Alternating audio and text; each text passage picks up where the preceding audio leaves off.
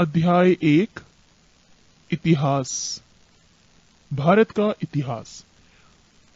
उत्तर में हिमालय से लेकर दक्षिण में समुद्र तक फैला ये उपमहाद्वीप भारतवर्ष के नाम से ज्ञात है, जिसे महाकाव्य तथा पुराणों में भारतवर्ष अर्थात भरत का देश कहा जाता है तथा यहाँ के निवासियों को भारतीय अर्थात भरत की संतान कहा गया है। यूनानियों ने भारत को इंडिया तथा मध्यकालीन मुस्लिम इतिहासकारों ने हिंद अथवा हिंदुस्तान के नाम से संबोधित किया है। भारतीय इतिहास को अध्ययन की सुविधा के लिए 3 भागों में बांटा गया है: प्राचीन भारत, मध्यकालीन भारत एवं आधुनिक भारत। प्राचीन भारत। 1. प्राचीन भारतीय इतिहास के स्रोत। प्राचीन भारतीय इतिहास के विषय में जानकारी मुख्यतः 4 स्रोतों से प्राप्त होती है: 1. धर्म ग्रंथ, 2 ऐतिहासिक ग्रंथ, 3 विदेशियों का विवरण, 4 पुरातत्व संबंधी साक्ष्य। धर्म ग्रंथ एवं ऐतिहासिक ग्रंथ से मिलने वाली महत्वपूर्ण जानकारी। भारत का सर्वप्राचीन धर्म ग्रंथ वेद है, जिसके संकलनकर्ता महर्षि कृष्ण द्वैपायन वेद व्यास को माना जाता है। वेद 4 है: ऋग्वेद, यजुर्वेद, सामवेद एवं अथर्ववेद। ऋग्वेद ऋचाओं के क्रमबद्ध ज्ञान के संग्रह को ऋग्वेद कहा जाता है। इसमें 10 मंडल, 1028 सूक्त, वाल खिल्य पाठ के 11 सूक्तों सहित एवं 10,462 ऋचाएं हैं। इस वेद के ऋचाओं के पढ़ने वाले ऋषि को होत्र कहते हैं। इस वेद से आर्य की राजनीतिक प्रणाली एवं इतिहास के बारे में जानकारी मिलती है। विश्वामित्र द्वारा रचित ऋग्वेद की दूसरे मंडल में सूर्य देवता सावित्री को समर्पित प्रसिद्ध गायत्री मंत्र है। इसके 9वें मंडल में देवता सोम का उल्लेख है। इसके 8वें मंडल की हस्तलिखित ऋचाओं को खिल कहा जाता है। चातुर्वर्णीय समाज की कल्पना का आदि स्रोत ऋग्वेद के 10वें मंडल में वर्णित पुरुष सूक्त है, जिसके अनुसार 4 वर्ण ब्राह्मण, क्षत्रिय, वैश्य तथा शूद्र आदि पुरुष ब्रह्मा के क्रमशः मुख, भुजाओं, जंघाओं और चरणों से उत्पन्न हुए। नोट: धर्मसूत्र 4 प्रमुख जातियों की स्थितियों, व्यवसायों, दायित्वों, कर्तव्यों तथा विशेष अधिकारों में स्पष्ट विभेद करता है। वामन अवतार के 3 पगों के आख्यान का प्राचीनतम स्रोत ऋग्वेद है। ऋग्वेद में इंद्र के लिए 250 तथा अग्नि के लिए 200 ऋचाओं की रचना की गई है। नोट: प्राचीन इतिहास के साधन के रूप में वैदिक साहित्य में ऋग्वेद के बाद शतपथ ब्राह्मण का स्थान है। यजुर्वेद सस्वर पाठ के लिए मंत्रों तथा बलि के समय अनुपालन के लिए नियमों का संकलन यजुर्वेद कहलाता है। इसके पाठककर्ता को अर्धवयु कहते हैं। ये एक ऐसा वेद है जो गद्य एवं पद्य दोनों में है। सामवेद ये गाई जा सकने वाली ऋचाओं का संकलन है। इसके पाठ्यकर्ता को उद्रात्र कहते हैं। इसे भारतीय संगीत का जनक कहा जाता है। पृष्ठ 2 अथर्ववेद। अथर्वा ऋषि द्वारा रचित इस वेद में रोग निवारण, तंत्र मंत्र, जादू टोना, शाप वशीकरण, आशीर्वाद, स्तुति, प्रायश्चित, औषधि, अनुसंधान, विवाह, प्रेम, राजकर्म, मातृभूमि, महात्म्य आदि विविध विषयों से संबद्ध मंत्र तथा सामान्य मनुष्यों के विचारों, विश्वासों, अंधविश्वासों इत्यादि का वर्णन है। इसमें सभा एवं समिति को प्रजापति की 2 पुत्रियां कहा गया है।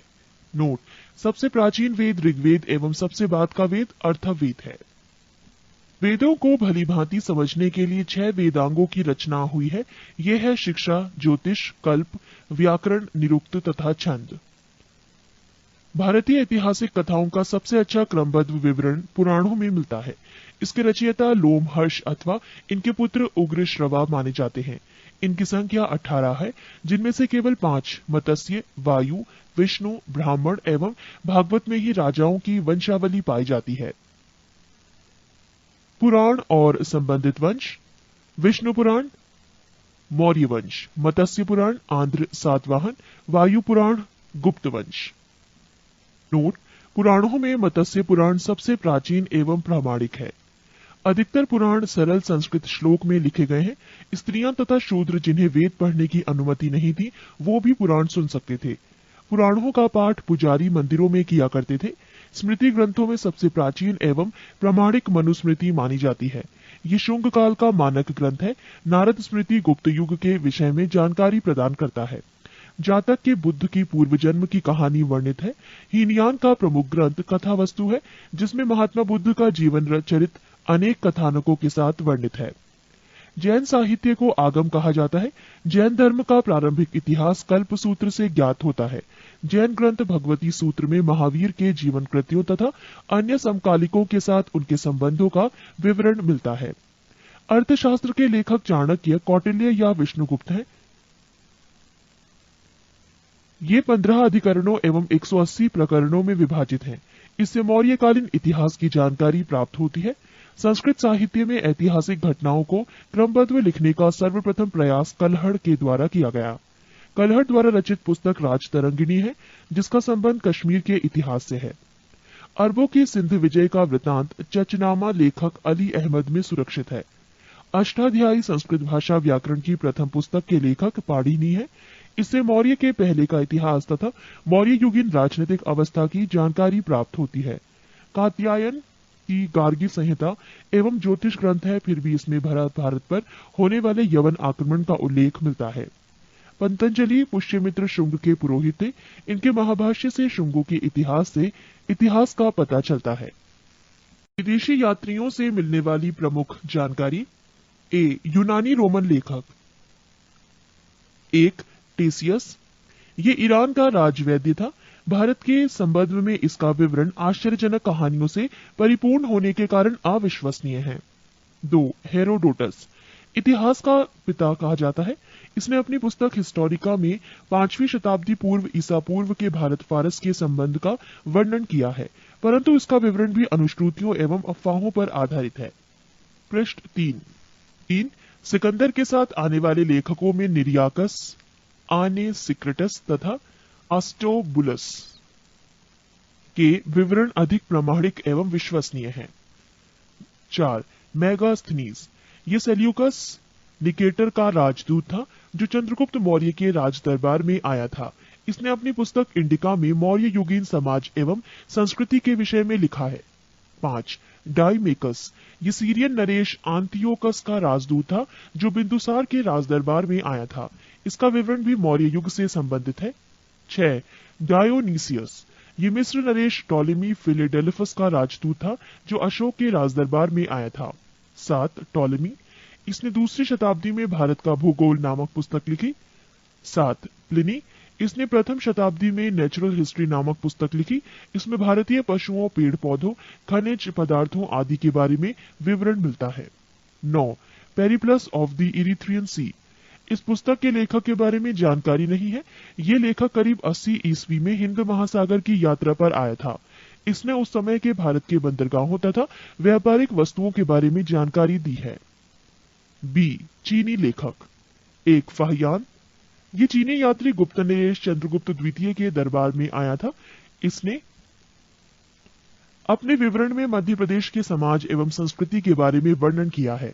इसने मध्य प्रदेश की जनता को सुखी एवं समृद्ध बताया है। 2. संयुगन। ये 518 ईस्वी में भारत आया। इसने अपने 3 वर्षों की यात्रा में बौद्ध धर्म की प्राप्तियां एकत्रित की। 3. हुएनसांग। यह हर्षवर्धन के शासनकाल में भारत आया था। हुएनसांग 629 ईस्वी में चीन से भारतवर्ष के लिए प्रस्थान किया और लगभग 1 वर्ष की यात्रा के बाद सर्वप्रथम ये भारतीय राज्य कपिशा पहुंचा। भारत में 15 वर्षों तक ठहरकर 645 ईस्वी में चीन लौट गया। वो बिहार में नालंदा जिला स्थित नालंदा विश्वविद्यालय में अध्ययन करने तथा भारत से बौद्ध ग्रंथों को एकत्र कर ले जाने के लिए आया था। इसका भ्रमण वृतांत CU की नाम से प्रसिद्ध है, जिसमें 138 देशों का विवरण मिलता है। इसने हर्षकालीन समाज, धर्म तथा राजनीति के बारे में वर्णन किया है। इसके अनुसार सिंध का राजा शूद्र था। नोट: हुएनसांग के अध्ययन के समय नालंदा विश्वविद्यालय के कुलपति आचार्य शीलभद्र थे। 4. इत्सिंग। ये 7वीं शताब्दी के अंत में भारत आया। इसने अपने विवरण में नालंदा विश्वविद्यालय, विक्रमशिला विश्वविद्यालय तथा अपने समय के भारत का वर्णन किया है। C. अरबी लेखक। 1. अल-बरूनी। ये महमूद गजनवी के साथ भारत आया था। अरबी में लिखी गई उसकी कृति किताबुल हिंद या तहकीके हिंद भारत की खोज आज भी इतिहासकारों के लिए एक महत्वपूर्ण स्रोत है। इसमें राजपूत कालीन समाज, धर्म, रीति रिवाज, राजनीति आदि पर सुंदर प्रकाश डाला गया है। D. अन्य लेखक। 1. तारानाथ। ये एक तिब्बती लेखक था। इसने कंग्यूर तथा तंग्यूर नामक ग्रंथ की रचना की। इनसे भारतीय इतिहास के बारे में जानकारी मिलती है। 2. Marco Polo. ये 13वीं शताब्दी के अंत में पांड्य देश की यात्रा पर आया था। इसका विवरण पांड्य इतिहास के अध्ययन के लिए उपयोगी है। पुरातत्व संबंधी साक्ष्य से मिलने वाली जानकारी। 1400 ईसा पूर्व के अभिलेख बोगास कोई एशिया माइनर से वैदिक देवता मित्र, वरुण, इंद्र और नासत्य अश्वनी कुमार के नाम मिलते हैं। पृष्ठ 4। मध्य भारत में भागवत धर्म विकसित होने का प्रमाण यवन राजदूत हेलियोडोरस के वैसनगर विदिशा गरुड़ स्तंभ लेख से प्राप्त होता है। सर्वप्रथम भारतवर्ष का जिक्र हाथी गुम्फा में अभिलेख में है। सर्वप्रथम दुर्भिक्ष की जानकारी देने वाला अभिलेख सोहगोरा अभिलेख है। सर्वप्रथम भारत पर होने वाले हूण आक्रमण की जानकारी भीतरी स्तंभ लेख से प्राप्त होती है। सती प्रथा का पहला लिखित साक्ष्य एरन अभिलेख शासक भानुगुप्त से प्राप्त होती है। रेशम बुनकर की श्रेणियों की जानकारी मंदसौर अभिलेख से प्राप्त होती है। नोट: अभिलेखों का अध्ययन एपिग्राफी कहलाता है। महत्वपूर्ण अभिलेख: अभिलेख और शासक, हाथी गुम्फा अभिलेख, तिथि रहित अभिलेख, शासक कलिंगराज खाकेल, जूनागढ़ गिरनार अभिलेख, शासक रुद्रदामन, नासिक अभिलेख, शासक गौतमी बलश्री, प्रयाग स्तंभ लेख, शासक समुद्रगुप्त, एहोल अभिलेख, शासक पुलकेशन द्वितीय, मंदसौर अभिलेख, शासक मालवा नरेश यशोधर्मन, ग्वालियर अभिलेख, शासक प्रतिहार नरेश भोज, भीतरी एवं जूनागढ़ अभिलेख, शासक स्कंदगुप्त, देवपाड़ा अभिलेख, शासक बंगाल शासक विजयसेन। कश्मीरी नवपाषाणिक पुरास्थल बुजुर्गहोम से गढ़तावास गड्ढाघर का साक्ष्य मिला है। इनमें उतरने के लिए सीढ़ियां होती थीं। प्राचीनतम सिक्कों को आहत सिक्के कहा जाता है। इसी को साहित्य में कारशार्पण कहा गया है। सर्वप्रथम सिक्कों पर लेख लिखने का कार्य यवन शासकों ने किया। समुद्रगुप्त की वीणा बजाती हुई मुद्रा वाले सिक्कों से उसके संगीत प्रेमी होने का प्रमाण मिलता है। अरिकेमेडु पुदुचेरी के निकट से रोमन सिक्के प्राप्त हुए हैं। 2. प्रागैतिहासिक काल। जिस काल में मनुष्य ने घटनाओं का कोई लिखित विवरण उद्धृत नहीं किया उसे प्रागैतिहासिक काल कहते हैं। मानव विकास के उस काल को इतिहास कहा जाता है जिसका विवरण लिखित रूप में उपलब्ध है। आदि ऐतिहासिक काल उस काल को कहते हैं जिस काल में लेखन कला के प्रचलन के बाद उपलब्ध लेख पढ़े नहीं जा सके हैं। ज्ञानी मानव होमोसेपियस का प्रवेश इस धरती पर आज से लगभग 30 या 40 हजार वर्ष पूर्व हुआ। पूर्व पाषाण युग कि मानव की जीविका का मुख्य आधार था शिकार। आग का आविष्कार पूरा पाषाण काल में एवं पहिए का नवपाषाण काल में हुआ। मनुष्य में स्थायी निवास की प्रवृत्ति नवपाषाण काल में हुई तथा उसने सबसे पहले कुत्ता को पालतू बनाया। मनुष्य ने सर्वप्रथम तांबा धातु का प्रयोग किया था तथा उसके द्वारा बनाए जाने वाला प्रथम औजार कुल्हाड़ी प्राप्ति स्थल अतिरंपकम था। कृषि का आविष्कार नवपाषाण काल में हुआ। प्रागैतिहासिक अन्न उत्पादक स्थल मेहरगढ़ पश्चिमी बलूचिस्तान में अवस्थित है। कृषि के लिए अपनाई गई सबसे प्राचीन फसल गेहूं एवं जौ थी। पल्लावरम नामक स्थान पर प्रथम भारतीय पुरापाषाण कलाकृति की खोज हुई थी। भारत में पूर्व प्रस्तर युग के अधिकांश औजार स्फटिक पत्थर के बने थे। भारत का सबसे प्राचीन नगर मोहनजोदड़ो था, सिंधी भाषा में जिसका अर्थ है मृतकों का टीला। पृष्ठ 5। 3. सिंधु सभ्यता। रेडियो कार्बन C14 जैसी नवीन विश्लेषण पद्धति के द्वारा सिंधु सभ्यता की सर्वमान्य तिथि 2350 ईसा पूर्व से 1750 ईसा पूर्व मानी गई है। सिंधु सभ्यता की खोज राय बहादुर दयाराम साहनी ने की। सिंधु सभ्यता को प्रागैतिहासिक, प्रोटो हिस्टोरिक अथवा कांस्य ब्रॉन्ज युग में रखा आलमगीरपुर, जिला मेरठ उत्तर प्रदेश, उत्तरी पुरास्थल मांदा, जिला अखनूर जम्मू कश्मीर तथा दक्षिणी पुरास्थल दाइमाबाद, जिला अहमदनगर महाराष्ट्र। सिंधु सभ्यता या सैंधव सभ्यता नगरीय सभ्यता थी। सैंधव सभ्यता से प्राप्त परिपक्व अवस्था वाले स्थलों में केवल 6 को ही बड़े नगर की संज्ञा दी गई है। ये हैं मोहनजोदड़ो, हड़प्पा, गढ़वारीवाला, धौलावीरा, राखीगढ़ी एवं कालीबंगन। स्वतंत्रता प्राप्ति पश्चात हड़प्पा संस्कृति के सर्वाधिक स्थल गुजरात में खोजे गए हैं। लोथल एवं सुतकोतदा सिंधु सभ्यता का बंदरगाह था। जुते हुए खेत और नक्काशीदार ईंटों के प्रयोग का साक्ष्य कालीबंगन से प्राप्त हुआ है। मोहनजोदड़ो से प्राप्त अन्नागार संभवतः सैंधव सभ्यता की सबसे बड़ी इमारत है। मोहनजोदड़ो से प्राप्त बृहत स्नानागार एक प्रमुख स्मारक है, जिसके मध्य स्थित स्नान कुंड 11.88 मीटर लंबा, 7.01 मीटर चौड़ा एवं 2.43 मीटर गहरा है। अग्निकुंड लोथल एवं कालीबंगन से प्राप्त हुए हैं। मोहनजोदड़ो से प्राप्त एक शील पर 3 मुख वाला देवता पशुपतिनाथ की मूर्ति मिली है। उनके चारों ओर हाथी, गैंडा, चीता एवं भैंसा विराजमान है। मोहनजोदड़ो से नर्तकी की एक कांस्य मूर्ति मिली है। हड़प्पा की मोहरों पर सबसे अधिक एक श्रृंगी पशु का अंकन मिलता है।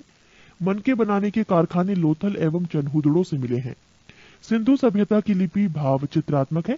ये लिपि दाई से बाईं ओर लिखी जाती थी। जब अभिलेख एक से अधिक पंक्तियों का होता था तो पहली पंक्ति दाईं से बाईं और दूसरी बाईं से दाईं ओर लिखी जाती थी। सिंधु सभ्यता के लोगों ने नगरों तथा घरों के विन्यास के लिए ग्रीड पद्धति अपनाई। घरों के दरवाजे और खिड़कियां सड़क की ओर न खुलकर पिछवाड़े की ओर खुलते थे।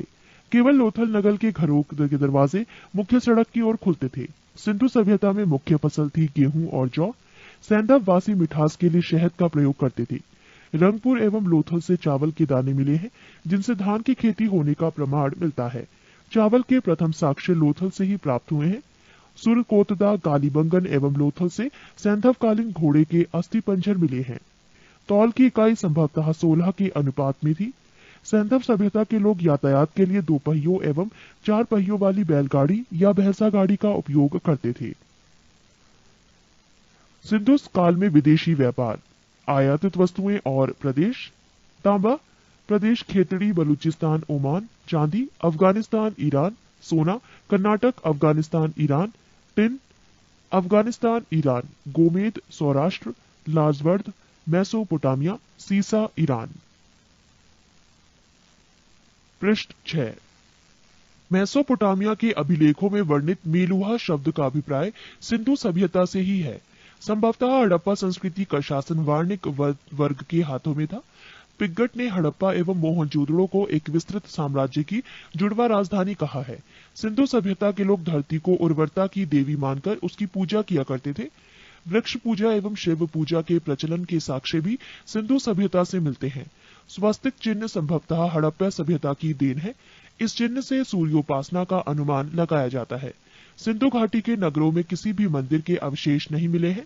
सिंधु सभ्यता की मां मातृदेवी की उपासना सर्वाधिक प्रचलित थी। पशुओं में कुबड़ वाला सांड इस सभ्यता के लोगों के लिए विशेष पूजनीय था। स्त्री मृण मूर्तियां, मिट्टी की मूर्तियां अधिक मिलने से ऐसा अनुमान लगाया जाता है कि सैंधव समाज मात्र सत्तात्मक था। सैंधववासी सूती एवं ऊनी वस्त्रों का प्रयोग करते थे। मनोरंजन के लिए सैंधववासी मछली पकड़ना, शिकार करना, पशु पक्षियों को आपस में लड़ाना, चौपड़ और पासा खेलना आदि साधनों का प्रयोग करते थे। सिंधु सभ्यता के लोग काले रंग से डिजाइन किए हुए लाल मिट्टी के बर्तन बनाते थे। सिंधु सभ्यता के लोग तलवार से परिचित नहीं थे। कालीबंगन के एकमात्र हड़प्पाकालीन स्थल था, जिसका निचला शहर सामान्य लोगों के रहने हेतु भी किले से घिरा हुआ था। पर्दा प्रथा एवं वैश्यवृत्ति सैंधव सभ्यता में प्रचलित थी।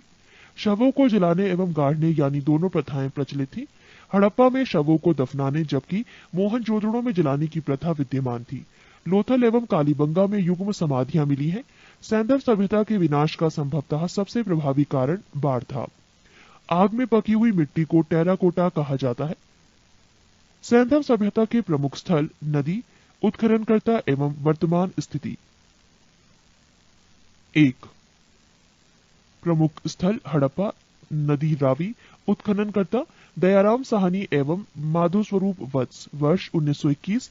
स्थिति पाकिस्तान का मोंट गोमरी जिला। 2.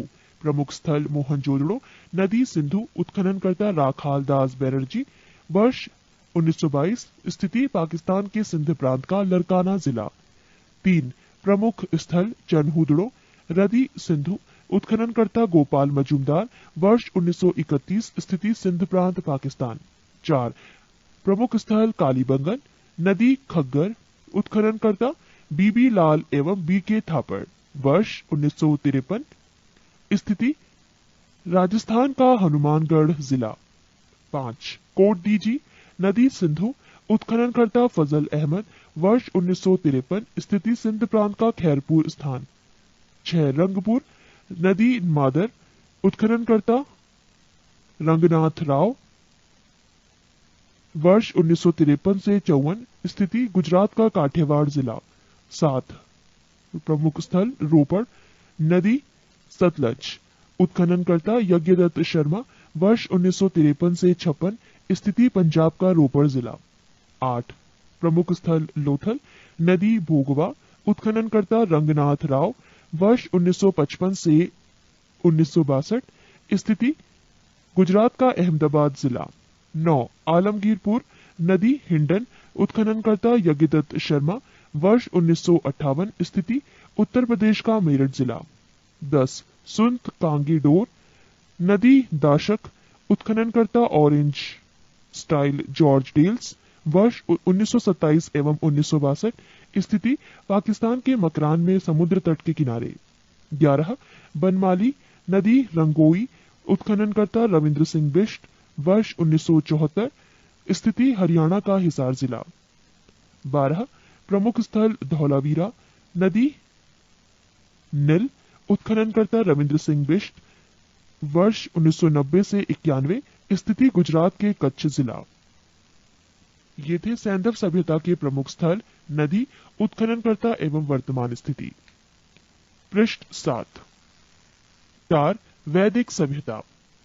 वैदिक काल का विभाजन दो भागों, एक ऋग्वैदिक काल 1500 से 1000 ईसा पूर्व और 2 उत्तर वैदिक काल 1000 से 600 ईसा पूर्व में किया गया है। आर्य सर्वप्रथम पंजाब एवं अफगानिस्तान में बसे। मैक्स मूलर ने आर्यों का मूल निवास स्थान मध्य एशिया को माना है। आर्यों द्वारा निर्मित सभ्यता वैदिक सभ्यता कहलाई। आर्यों द्वारा विकसित सभ्यता ग्रामीण सभ्यता थी। आर्यों की भाषा संस्कृत थी। आर्यों के प्रशासनिक इकाई आरोही क्रम से इन 5 भागों में बटा था: कुल, ग्राम, विश, जन, राष्ट्र। ग्राम के मुखिया ग्रामीणी एवं विश का प्रधान विशपति कहलाते थे। जन के शासक को राजन कहा जाता था। राज्य अधिकारियों में पुरोहित एवं सेनानी प्रमुख थे। सूत, रथाकार तथा कमादी नामक अधिकारी रत्नी कहे जाते थे। इनकी संख्या राजा सहित करीब 12 हुआ करती थी। पूरब दुर्गपति एवं स्पष्ट जनता की गतिविधियों को देखने वाले गुप्तचर होते थे। वाजपति गोचर भूमि का अधिकारी होता था। उग्र अपराधियों को पकड़ने का कार्य करता था। सभा एवं समिति राजा को सलाह देने वाली संस्था थी। सभा श्रेष्ठ एवं संभ्रांत लोगों की संस्था थी, जबकि समिति सामान्य जनता का प्रतिनिधित्व करती थी। इसके अध्यक्ष को ईशान कहा जाता था। युद्ध में कबीले का नेतृत्व राजा करता था। युद्ध के लिए गविष्टि शब्द का प्रयोग किया गया है, जिसका अर्थ है गायों की खोज। 10 राग्य युद्ध का उल्लेख ऋग्वेद के 7वें मंडल में है। ये युद्ध पर्शणी रावी नदी के तट पर सुदास एवं 10 जनों के बीच लड़ा गया, जिसमें सुदास विजय हुआ। ऋग्वैदिक समाज 4 वर्णों में विभक्त था। ये वर्ण थे ब्राह्मण, क्षत्रिय, वैश्य और शूद्र। ये विभाजन व्यवसाय पर आधारित था। ऋग्वेद के 10वें मंडल के पुरुष सूक्त में चतुर्वर्णी का उल्लेख किया गया है। इसमें कहा गया है कि ब्राह्मण परम पुरुष के मुख से, क्षत्रिय उनकी भुजाओं से, वैश्य उनकी जांघों से एवं शूद्र उनके पैरों से उत्पन्न हुए हैं। आर्यों का समाज पितृ प्रधान था। समाज की सबसे छोटी इकाई परिवार या कुल थी, जिसका मुखिया पिता होता था, जिसे कुलप कहा जाता था। स्त्रियां इस काल में अपने पति के साथ यज्ञ कार्य में भाग लेती थी। बाल विवाह एवं पर्दा प्रथा का प्रचलन नहीं था। विधवा अपने मृतक पति के छोटे भाई देवर से विवाह कर सकती थी। स्त्रियां शिक्षण ग्रहण करती थी। ऋग्वेद में लोपा मुद्रा, घोषा, सिक्ता, आपला एवं विश्वास जैसी विदुषी स्त्रियों का वर्णन है। उपनिषदों की कुल संख्या है 108, महापुराणों की संख्या है 18 और वेदांग की संख्या है 6। ये थी इनसे जुड़ी कुछ जानकारी। जीवन भर अविवाहित रहने वाली महिलाओं को अमाजू कहा जाता था। आर्यों की मुख्य पेय पदार्थ सोमरस था। ये वनस्पति से बनाया जाता था। आर्य मुख्यतः 3 प्रकार के वस्त्रों का उपयोग करते थे: 1 वास, 2 हदिवास और 3 ऊष्णीश। अंदर पहनने वाले कपड़े को नीवी कहा जाता था। आर्यों के मनोरंजन के मुख्य साधन थे संगीत, रथ दौड़, घुड़दौड़ एवं द्रुत कीर्णा। इनसे जुड़ी कुछ और जानकारी। दिशा उत्तर वैदिक शब्द और राजा का नाम। दिशा पूर्व उत्तर वैदिक शब्द प्राची, राजा का नाम सम्राट। दिशा पश्चिम उत्तर वैदिक शब्द प्रतीची, राजा का नाम स्वराष्ट्र। दिशा उत्तर उत्तर वैदिक शब्द उदीची, राजा का नाम विराट। दिशा मध्य दक्षिण उत्तर वैदिक शब्द कुछ नहीं, राजा का नाम राजा भोज। ये थी कुछ अन्य जानकारी। पृष्ठ 8। आर्यों का मुख्य व्यवसाय पशुपालन एवं कृषि था। गाय को अधन्य न मारे जाने योग्य पशु को श्रेणी में रखा गया था। गाय की हत्या करने वाले या उसे घायल करने वाले के लिए वेदों में मृत्युदंड अथवा देश से निकाले की व्यवस्था की गई है। प्रमुख दर्शन एवं उसके प्रवर्तक। दर्शन और प्रवर्तक।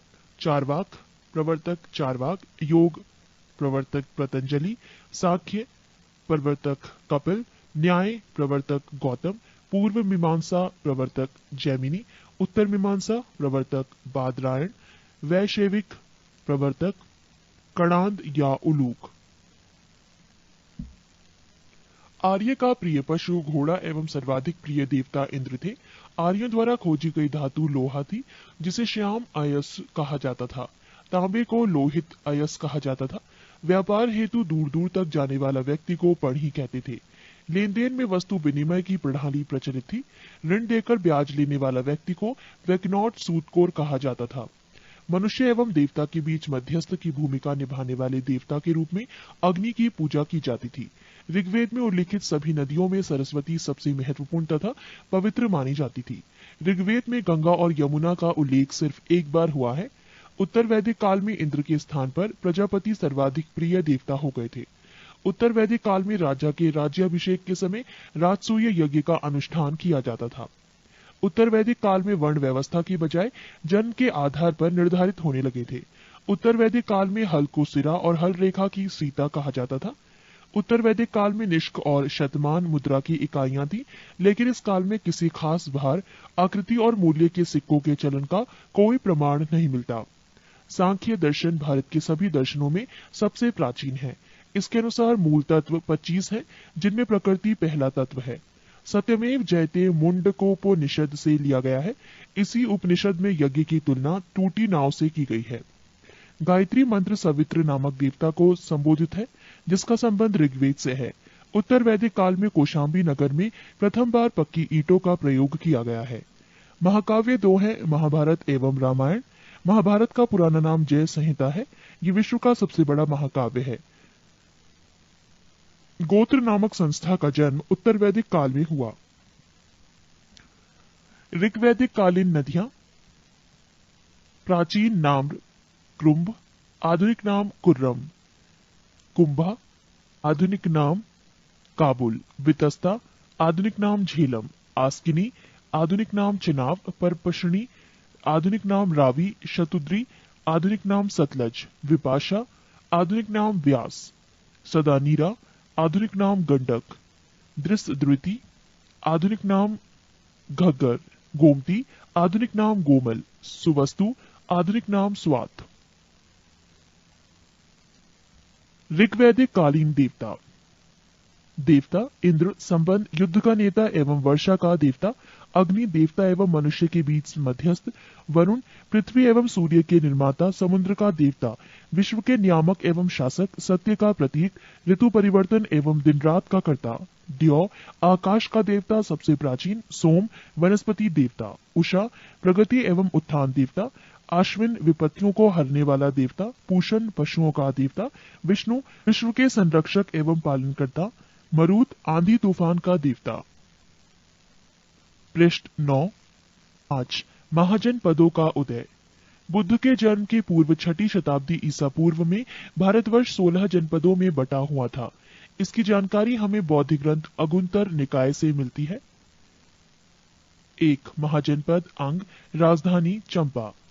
क्षेत्र आधुनिक स्थान भागलपुर, मुंगेर, बिहार। 2 मगध, राजधानी गिरिब्रज राजगृह। क्षेत्र पटना, गया, बिहार। 3 काशी, राजधानी वाराणसी। क्षेत्र वाराणसी के आसपास उत्तर प्रदेश। 4 महाजनपद वत्स, राजधानी कौशाम्बी। क्षेत्र इलाहाबाद के आसपास उत्तर प्रदेश।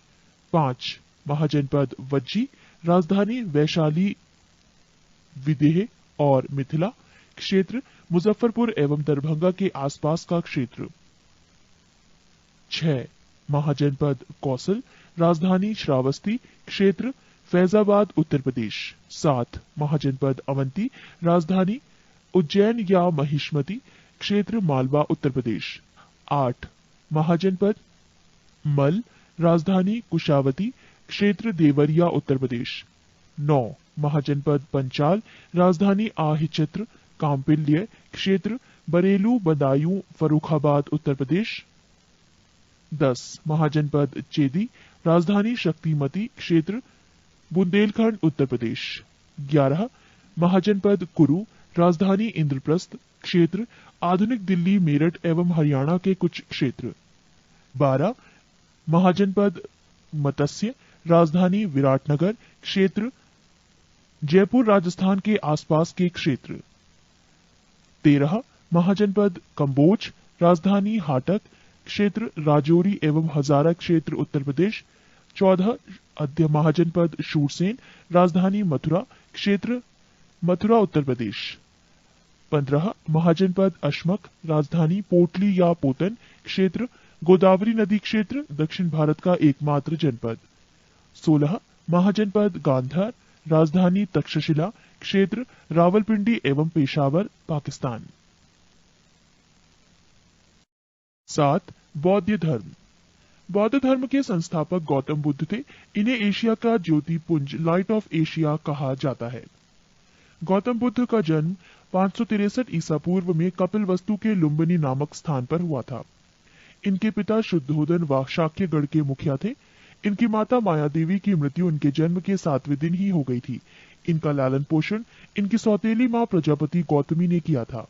इनके बचपन का नाम सिद्धार्थ था। गौतम बुद्ध की विवाह 16 वर्ष की अवस्था में यशोधरा के साथ हुआ। इनके पुत्र का नाम राहुल था। पृष्ठ 11। सिद्धार्थ जब कपिलवस्तु की सैर पर निकले तो उन्होंने निम्न 4 दृश्यों को क्रमशः देखा। 1 बूढ़ा व्यक्ति, 2 एक बीमार व्यक्ति, 3 शव एवं 4 एक सन्यासी। सांसारिक समस्याओं से व्यथित होकर सिद्धार्थ ने 29 वर्ष की अवस्था में गृह त्याग किया, जिसे बौद्ध धर्म में महाभिनिष्क्रमण कहा गया है। गृह त्याग करने के बाद सिद्धार्थ बुद्ध ने वैशाली के आलार कालाम से सांख्य दर्शन की शिक्षा ग्रहण की। आलार कलाम सिद्धार्थ के प्रथम गुरु हुए। बुद्ध के जीवन से संबंधित बौद्ध धर्म के प्रतीक: घटना, जन्म प्रतीक कमल एवं सांड, गृह त्याग प्रतीक घोड़ा, ज्ञान प्रतीक पीपल बोधि वृक्ष, निर्वाण प्रतीक पद चिन्ह, मृत्यु प्रतीक स्तूप। आलार कालाम के बाद सिद्धार्थ ने राजगीर के रुद्र करामपुत से शिक्षा ग्रहण की। उरुवेला में सिद्धार्थ को औडीडन्य, वप्पा, भादिया, महानामा एवं अस्सागी नामक 5 साधक मिले। बिना अन्न जल ग्रहण किए 6 वर्ष की कठिन तपस्या के बाद 35 वर्ष की आयु में वैशाख की पूर्णिमा की रात निरंजना फल्गु नदी के किनारे पीपल वृक्ष के नीचे सिद्धार्थ को ज्ञान प्राप्त हुआ। ज्ञान प्राप्ति के बाद सिद्धार्थ बुद्ध के नाम से जाने गए। वो स्थान बोध गया कहलाया। बुद्ध ने अपना प्रथम उपदेश सारनाथ ऋषि पत्तनम में दिया, जिसे बौद्ध ग्रंथों में धर्मचक्र प्रवर्तन कहा गया है। बुद्ध ने अपने उपदेश जन साधारण की भाषा पाली में दिए। बुद्ध ने अपने उपदेश कौशल, वैशाली, कौशाम्बी एवं अन्य राज्यों में दिए। बुद्ध ने अपने सर्वाधिक उपदेश कौशल देश की राजधानी श्रावस्ती में दिए।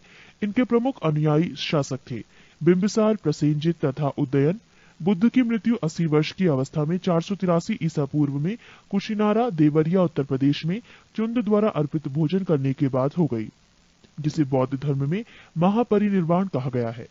मल्लों ने अत्यंत सम्मानपूर्वक बुद्ध का अंत्येष्टि संस्कार किया।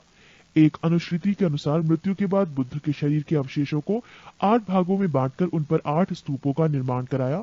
बुद्ध के जन्म एवं मृत्यु की तिथि को चीनी परंपरा के कैंटोन अभिलेख के आधार पर निश्चित किया गया है। बौद्ध धर्म के बारे में हमें विशद ज्ञान पाली त्रिपिटक से प्राप्त होता है। बौद्ध धर्म मूलतः अनिश्वरवादी है। इसमें आत्मा की परिकल्पना भी नहीं है। बौद्ध धर्म में पुनर्जन्म की मान्यता है। तृष्णा को क्षीण हो जाने की अवस्था को ही बुद्ध ने निर्वाण कहा है। विश्व दुखों से बरा है का सिद्धांत बुद्ध ने उपनिषद से लिया। बुद्ध के अनुयायी 2 भागों में विभाजित थे। एक भिक्षुक, बौद्ध धर्म के प्रचार के लिए जिन्होंने संन्यास ग्रहण किया उन्हें भिक्षुक कहा गया। 2 उपासक, गृहस्थ जीवन व्यतीत करते हुए बौद्ध धर्म अपनाने वालों को उपासक कहा गया। बौद्ध संघ में सम्मिलित होने के लिए न्यूनतम आयु सीमा 15 वर्ष थी। बौद्ध संघ में प्रविष्ट होने को उपसंपदा कहा जाता था। बौद्ध धर्म के त्रिरत्न हैं बुद्ध, धम्म एवं संघ। पृष्ठ 12। बौद्ध सभाएं, सभा, समय, स्थान, अध्यक्ष और शासनकाल। प्रथम बौद्ध संगीति, समय 483 ईसा पूर्व, स्थान राजगृह, अध्यक्ष महाकश्यप, शासनकाल अजात शत्रु। सभा द्वितीय बौद्ध संगीति, समय 383 ईसा पूर्व, स्थान वैशाली, अध्यक्ष सभाकामी, शासनकाल कालाशोक। सभा तृतीय बौद्ध संगीति, समय 255 ईसा पूर्व, स्थान पाटलिपुत्र, अध्यक्ष मोगालीपुत्र तिस, शासनकाल अशोक। सभा चतुर्थ बौद्ध संगीति, समय ईसा को प्रथम शताब्दी, स्थान कुंडलवन, अध्यक्ष वसुमित्र या अश्वघोष, शासनकाल कनिष्क। चतुर्थ बौद्ध संगीति के बाद बौद्ध धर्म दो भागों हीनयान एवं महायान में विभाजित हो गया। धार्मिक जुलूस का प्रारंभ सबसे पहले बौद्ध धर्म के द्वारा प्रारंभ किया गया। बौद्धियों का सबसे पवित्र त्योहार वैशाख पूर्णिमा है, जिसे बुद्ध पूर्णिमा के नाम से जाना जाता है। इसका महत्व इसलिए है कि बुद्ध पूर्णिमा के ही दिन बुद्ध का जन्म, ज्ञान की प्राप्ति एवं महापरिनिर्वाण की प्राप्ति हुई। बुद्ध ने सांसारिक दुखों के संबंध में 4 आर्य सत्यों का उपदेश दिया। ये है 1 दुख, 2 दुख समुदाय, 3 दुख निरोध, 4 दुख निरोधगामिनी प्रतिपद्या। इन सांसारिक दुखों से मुक्ति हेतु बुद्ध ने अष्टांगिक मार्ग की बात कही। ये साधन है 1 समयक दृष्टि, 2 समयक संकल्प, 3 समयक वाणी, 4 समयक कर्मांत, 5 समयक आजीवक, 6 समयक व्यायाम, 7 समयक स्मृति एवं 8 समयक समाधि। बुद्ध के अनुसार अष्टांगिक मार्गों के पालन करने के उपरांत मनुष्य की भव तृष्णा नष्ट हो जाती है और उसे निर्वाण प्राप्त हो जाता है। निर्वाण बौद्ध धर्म का परम लक्ष्य है, जिसका अर्थ है दीपक का बुझ जाना, अर्थात जीवन मरण चक्र से मुक्त हो जाना। बुद्ध ने निर्वाण प्राप्ति को सरल बनाने के लिए निम्न 10 शीलों पर बल दिया। 1 अहिंसा, 2 सत्य, 3 अस्तेय, चोरी न करना, 4 अपरिग्रह, किसी प्रकार की संपत्ति न रखना, 5 मद्य सेवन न करना, 6 असमय भोजन न करना, 7 सुखप्रद बिस्तर पर नहीं सोना, 8 धन संचय न करना, 9 स्त्रियों से दूर रहना और 10 नृत्य गान आदि से दूर रहना। गृहस्थों के लिए केवल प्रथम 5 शील तथा भिक्षुओं के लिए 10 शील मानना अनिवार्य था। बुद्ध ने मध्यम मार्ग मध्यमा प्रतिपद का उपदेश दिया। अनिश्वरवाद के संबंध में बौद्ध धर्म एवं जैन धर्म में समानता है। जातक कथाएं प्रदर्शित करती हैं कि बोधिसत्व का अवतार मनुष्य रूप में भी हो सकता है तथा पशुओं के रूप में भी। बोधिसत्व के रूप में पुनर्जन्म के दीर्घ श्रृंखला के अंतर्गत बुद्ध ने शाक्य मुनि के रूप में अपना अंतिम जन्म प्राप्त किया, किंतु इसके उपरांत मैत्रेय तथा अन्य अनामश बुद्ध अभी अवतरित होने शेष हैं। सर्वाधिक बुद्ध मूर्तियों का निर्माण गंधार शैली के अंतर्गत किया गया, लेकिन बुद्ध की प्रथम मूर्ति संभवतः मथुरा काल के अंतर्गत बनी थी। 8 शैव धर्म। भगवान शिव की पूजा करने वालों को शैव एवं शिव से संबंधित धर्म को शैव धर्म कहा गया है। शिवलिंग उपासना का प्रारंभिक पुरातात्विक साक्ष्य हड़प्पा संस्कृति के अवशेषों से मिलता है। ऋग्वेद में शिव के लिए रुद्र नामक देवता का उल्लेख है। अर्थवेद में शिव को भव, शर्व, पशुपति एवं भूपति कहा गया है। लिंग पूजा का पहला स्पष्ट वर्णन मत्स्य पुराण में मिलता है। महाभारत के अनुशासन पर्व से भी लिंग पूजा का वर्णन मिलता है। पृष्ठ 13। वामन पुराण में शैव संप्रदाय की संख्या 4 बताई गई है। ये हैं 1 पाशुपत, 2 कापालिक, 3 कालामुख, 4 लिंगायत। पाशुपत संप्रदाय शैवों का सर्वाधिक प्राचीन संप्रदाय है। इसके संस्थापक लह कुलिश थे, जिन्हें भगवान शिव के 18 अवतारों में से एक माना जाता है। पाशुपत संप्रदाय के अनुयायियों को पाशार्थिक कहा गया है। इस मत का प्रमुख सैद्धांतिक ग्रंथ पाशुपत सूत्र है। श्रीकर पंडित एक विख्यात पाशुपत आचार्य थे। कापालिक संप्रदाय के इष्टदेव भैरव थे। इस संप्रदाय का प्रमुख केंद्र श्री शैल नामक स्थान था। कालामुख संप्रदाय के अनुयायियों को शिव पुराण में महाव्रतधर कहा गया है। इस संप्रदाय के लोग नर कपाल में ही भोजन, जल तथा सुरापान करते हैं और साथ ही अपने शरीर पर चिता की भस्म मलते हैं। लिंगायत संप्रदाय दक्षिण में प्रचलित था। इन्हें जंगम भी कहा जाता था।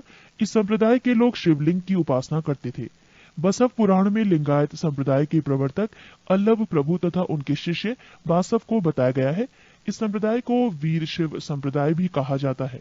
10वीं शताब्दी में मतेसेंद्र नाथ ने नाथ संप्रदाय की स्थापना की।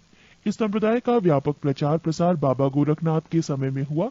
दक्षिण भारत में शैव धर्म चालुक्य, राष्ट्रकूट, पल्लव एवं चोलों के समय लोकप्रिय रहा। पल्लव काल में शैव धर्म का प्रचार प्रसार नायनारों द्वारा किया गया। नायनार संतों की संख्या 63 बताई गई है, जिनमें अपार, तिरुज्ञान, संबंदर एवं सुंदर मूर्ति आदि के नाम उल्लेखनीय हैं। एलोरा के प्रसिद्ध कैलाश मंदिर का निर्माण राष्ट्रकूटों ने करवाया।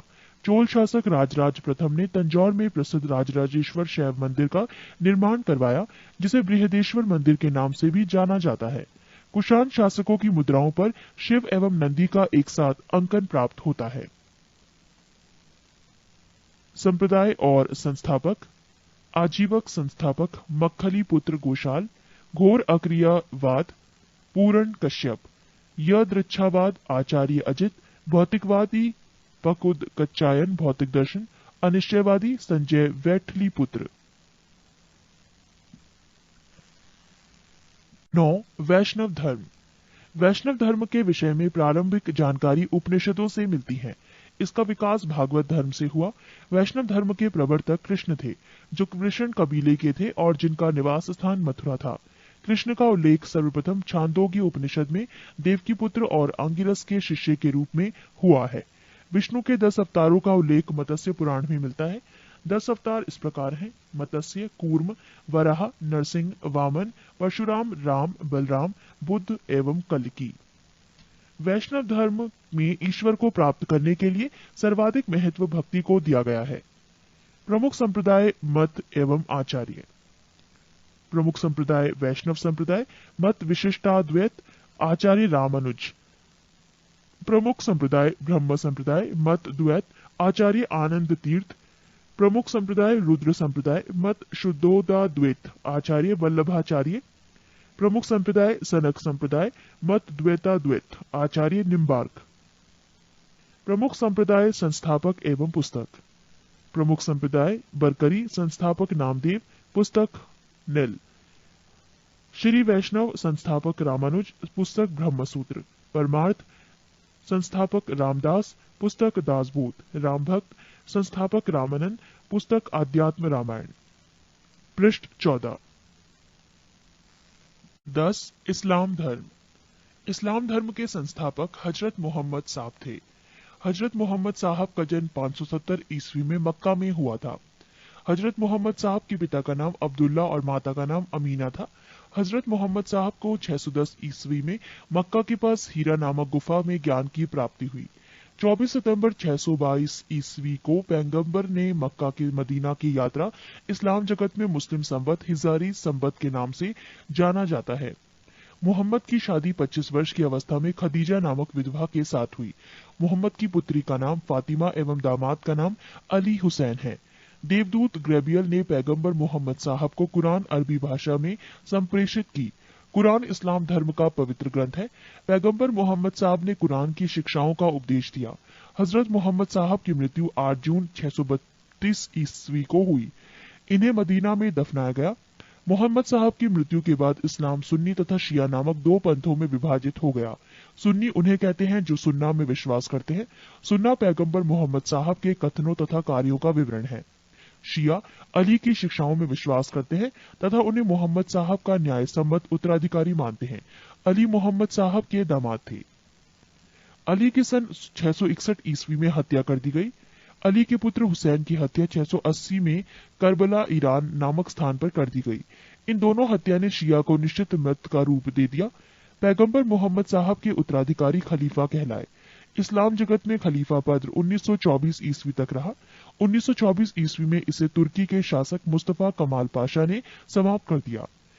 इब्न इशाक ने सर्वप्रथम पैगंबर साहब का जीवन चरित्र लिखा। मोहम्मद साहब पैगंबर के जन्मदिन पर ईद मिलाद उन नबी पर्व मनाया जाता है। 11. ईसाई धर्म। ईसाई धर्म के संस्थापक हैं ईसा मसीह। ईसाई धर्म का प्रमुख ग्रंथ है बाइबल। ईसा मसीह का जन्म जेरूसलम के निकट बैथलेहम नामक स्थान पर हुआ था। ईसा के जन्म दिवस को क्रिसमस के रूप में मनाया जाता है। ईसा मसीह के माता का नाम मैरी और पिता का नाम जोसेफ है। ईसा ने अपने जीवन के सर्वप्रथम 30 वर्ष एक बढ़ई के रूप में बेथलेहम के निकट नाजरेथ में बताए। ईसा मसीह के प्रथम 2 शिष्य थे एंड्रूस एवं पीटर। ईसा मसीह को सूली पर रोमन गवर्नर पोंटियस ने चढ़ाया। ईसा मसीह को 33 ईस्वी पर सूली पर चढ़ाया। ईसाई धर्म का सबसे पवित्र चिन्ह क्रॉस है। ईसाई त्रित्व में विश्वास रखते हैं, वो है ईश्वर पिता, ईश्वर पुत्र ईसा, ईश्वर पवित्र आत्मा। पारसी धर्म। पारसी धर्म के पैगंबर जरथुष्ट्र ईरानी थे। इनके शिक्षाओं का संकलन ज़ेंद अवेस्ता नामक ग्रंथ में है, जो पारसियों का धार्मिक ग्रंथ है। इनकी मूल शिक्षा का सूत्र है सद्विचार, सद्वचन तथा सत्कार्य। इसके अनुयायी एक ईश्वर अहुर को मानते हैं। इस धर्म के अनुयायियों को अग्नि पूजक भी कहा जाता है। पृष्ठ 15। 12 मगध राज्य का उत्कर्ष। मगध के सबसे प्राचीन वंश के संस्थापक बृहद्रथ था। इसकी राजधानी गिरिब्रिज राजगृह थी। जरासंध बृहद्रथ का पुत्र था। हर्यक वंश के संस्थापक बिंबिसार मगध की गद्दी पर 544 ईसा पूर्व बौद्ध ग्रंथों के अनुसार में बैठा था। वो बौद्ध धर्मों का अनुयायी था। बिंबिसार ने ब्रह्मदत्त को हराकर अंग राज्य को मगध में मिला लिया। बिंबिसार ने राजगृह का निर्माण कर उसे अपनी राजधानी बनाया। बिंबिसार ने मगध पर करीब 52 वर्षों तक शासन किया। महात्मा बुद्ध की सेवा में बिंबिसार ने राजवैद्य जीवक को भेजा। अवंती के राजा प्रद्योत जब पांडु रोग से ग्रसित थे, उस समय भी बिंबिसार ने जीवक को उनकी सेवा सुश्रूषा के लिए भेजा था। बिंबिसार ने वैवाहिक संबंध स्थापित कर अपने साम्राज्य का विस्तार किया। इसने कौशल नरेश प्रसेनजित की बहन महाकौशला से, वैशाली के चेटक की पुत्री चेलना से तथा मद्र देश आधुनिक पंजाब की राजकुमारी क्षेमा से शादी की। बिंबिसार की हत्या उसके पुत्र अजातशत्रु ने कर दी और वो 493 ईसा पूर्व में मगध की गद्दी पर बैठा। अजातशत्रु का उपनाम कुर्णिक था। अजातशत्रु ने 32 वर्षों तक मगध पर शासन किया। अजातशत्रु प्रारंभ में जैन धर्म का अनुयायी था। अजातशत्रु के सुयोग्य मंत्री का नाम वर्षकार वरसकार था। इसी की सहायता से अजातशत्रु ने वैशाली पर विजय प्राप्त की। अजातशत्रु की हत्या उसके पुत्र उदयन ने 461 ईसा पूर्व में कर दी और वो मगध की गद्दी पर बैठा। उदयन ने पाटलिग्राम की स्थापना की। उदयन भी जैन धर्म का अनुयायी था। हरिक वंश का अंतिम राजा उदयन का पुत्र नागदशक था। नागदशक को उसके अमात्य शिशुनाग ने 412 ईस्वी में अपदस्थ करके मगध पर शिशुनाग वंश की स्थापना की। शिशुनाग ने अपनी राजधानी पाटलिपुत्र से हटाकर वैशाली में स्थापित की। शिशुनाग का उत्तराधिकारी कलाशोक पुनः राजधानी को पाटलिपुत्र ले गया। शिशुनाग वंश का अंतिम राजा नंदीवर्धन था। नंद वंश का संस्थापक महापदम नंद था। नंद वंश का अंतिम शासक घनानंद था। ये सिकंदर का समकालीन था। इसे चंद्रगुप्त मौर्य ने युद्ध में पराजित किया और मगध पर एक नए वंश मौर्य वंश की स्थापना की। 13 सिकंदर। सिकंदर का जन्म 356 ईसा पूर्व में हुआ। सिकंदर के पिता का नाम फिलिप था। फिलिप 359 ईसा पूर्व में मकदूनिया का शासक बना। इसकी हत्या 329 ईसा पूर्व में कर दी गई। सिकंदर अरस्तु का शिष्य था। सिकंदर ने भारत विजय का अभियान 326 ईसा पूर्व में प्रारंभ किया। सिकंदर का सेनापति सेल्यूकस निकेटर था। पृष्ठ 16। सिकंदर को पंजाब के शासक पोरस के साथ युद्ध करना पड़ा, जिसे हाइडेस्पीस के युद्ध या झेलम वितस्ता का युद्ध के नाम से जाना जाता है। सिकंदर की सेना ने व्यास नदी को पार करने से इनकार कर दिया। सिकंदर स्थल मार्ग द्वारा 325 ईसा पूर्व में भारत से लौटा। सिकंदर की मृत्यु 323 ईसा पूर्व में बेबीलोन में 33 वर्ष की अवस्था में हो गई। सिकंदर का जल सेनापति था निर्याकस। 6 जैन धर्म। जैन धर्म के संस्थापक एवं प्रथम तीर्थंकर ऋषभदेव थे। जैन धर्म के 23वें तीर्थंकर आश्रमनाथ थे, जो काशी के इक्ष्वाकु वंशीय राज्य अश्वसेन के पुत्र थे। इन्होंने 30 वर्ष की अवस्था में संन्यास जीवन को स्वीकारा। इनके द्वारा दी गई शिक्षा थी 1 हिंसा ना करना, 2 सदा सत्य बोलना, 3 चोरी ना करना तथा 4 संपत्ति ना रखना। महावीर स्वामी जैन धर्म के 24वें एवं अंतिम तीर्थंकर हुए। महावीर का जन्म 540 ईसा पूर्व में कुंडग्राम वैशाली में हुआ था। इनके पिता सिद्धार्थ ज्ञात्रक कुल के सरदार थे और माता त्रिशला लिच्छवी राजा चेटक की बहन थी। महावीर की पत्नी का नाम यशोदा एवं पुत्री का नाम अनोंजा प्रियदर्शनी था। महावीर के बचपन का नाम वर्धमान था। इन्होंने 30 वर्ष की उम्र में माता पिता की मृत्यु के पश्चात अपने बड़े भाई नंदीवर्धन से अनुमति लेकर संन्यास जीवन को स्वीकारा था। 12 वर्षों की कठिन तपस्या के बाद महावीर को जुरम्बिक के समीप ऋजुपालिका नदी के तट पर साल वृक्ष के नीचे तपस्या करते हुए संपूर्ण ज्ञान का बोध हुआ। इसी समय से महावीर जिन विजेता, अरिहत, पूज्य और निर्ग्रंथ बंधनहीन कहलाए। महावीर ने अपना उपदेश प्राकृत अर्ध मागधी भाषा में दिया। महावीर के प्रथम अनुयायी उनके दामाद प्रियदर्शनी के पिता जामिल बने। प्रथम जैन भिक्षुनी नरेश दधिवाहन की पुत्री चंपा थी। महावीर ने अपने शिष्यों को 11 गंधर्वों में विभाजित किया था। आर्य सुधर्मा अकेला ऐसा गंधर्व था जो महावीर की मृत्यु के बाद भी जीवित रहा और जो जैन धर्म का प्रथम थेरा या मुख्य उपदेशक हुआ। लगभग 300 ईसा पूर्व में मगध में 12 वर्षों का भीषण अकाल पड़ा, जिसके कारण भद्रबाहु अपने शिष्यों सहित कर्नाटक चले गए। पृष्ठ 10। किंतु कुछ अनुयायी स्थूलभद्र के साथ मगध में ही रुक गए। भद्रबाहु के वापस लौटने पर मगध के साधुओं से उनका गहरा मतभेद हो गया, जिसके परिणाम स्वरूप जैन मत श्वेतांबर एवं दिगंबर नामक 2 संप्रदायों में बढ़ गया। स्थूलभद्र के शिष्य श्वेतांबर श्वेत वस्त्र धारण करने वाले एवं भद्रबाहु के शिष्य दिगंबर नग्न रहने वाले कहलाए। जैन धर्म के त्रिरत्न हैं 1 सम्यक दर्शन, 2 सम्यक ज्ञान और 3 सम्यक आचरण। त्रिरत्न के अनुशीलन में निम्न 5 महाव्रतों का पालन अनिवार्य है: अहिंसा, सत्यवचन, आस्तीय, अपरिग्रह एवं ब्रह्मचर्य। जैन धर्म में ईश्वर की मान्यता नहीं है, जैन धर्म में आत्मा की मान्यता है। महावीर पुनर्जन्म एवं कर्मवाद में विश्वास करते थे। जैन धर्म के सप्तभंगी ज्ञान के अन्य नाम स्वादवाद और अनेकांतवाद है। जैन धर्म ने अपने आध्यात्मिक विचारों को सांख्य दर्शन से ग्रहण किया। जैन धर्म मानने वाले कुछ राजा थे: उदायन, वंद राजा, चंद्रगुप्त मौर्य, कलिंग नरेश, खारवेल, राष्ट्रकूट राजा अमोघवर्ष, चंदेल शासक। मैसूर के गंगवंश के मंत्री चामुंड के प्रोत्साहन से कर्नाटक के श्रवणबेलगोला में 10वीं शताब्दी के मध्य भाग में विशाल बाहुबली की मूर्ति गोमतेश्वर की मूर्ति का निर्माण किया गया। खजुराहो में जैन मंदिरों का निर्माण चंदेल शासकों द्वारा किया गया। मौर्योत्तर युग में मथुरा जैन धर्म का प्रसिद्ध केंद्र था। मथुरा कला का संबंध जैन धर्म से है। जैन तीर्थंकरों की जीवनी भद्रबाहु द्वारा रचित कल्पसूत्र में है। 72 वर्ष की आयु में महावीर की मृत्यु निर्वाण 468 ईसा पूर्व में बिहार राज्य के पावापुरी राजगीर में हो गई। मल्ल राजा सरस्वतीपाल के राजप्रसाद में महावीर स्वामी को निर्वाण प्राप्त हुआ था। प्रमुख जैन तीर्थंकर और उनके प्रतीक चिन्ह। जैन तीर्थंकर के नाम एवं क्रम और प्रतीक चिन्ह: ऋषभदेव प्रथम सांड, अजीतनाथ द्वितीय हाथी, संभव तृतीय घोड़ा, सपार्शव सप्तम स्वास्तिक, शांति 16वां हिरण, नामी 21वें नीलकमल, अरिष्ट नेमी 22वें शंख, पाशव 23वें सर्प, महावीर 24वें सिंह। नोट: 2 जैन तीर्थंकरों ऋषभदेव एवं अरिष्ट नेमी के नामों का उल्लेख ऋग्वेद में मिलता है। अरिष्ट नेमी को भगवान कृष्ण का निकट संबंधी माना जाता है।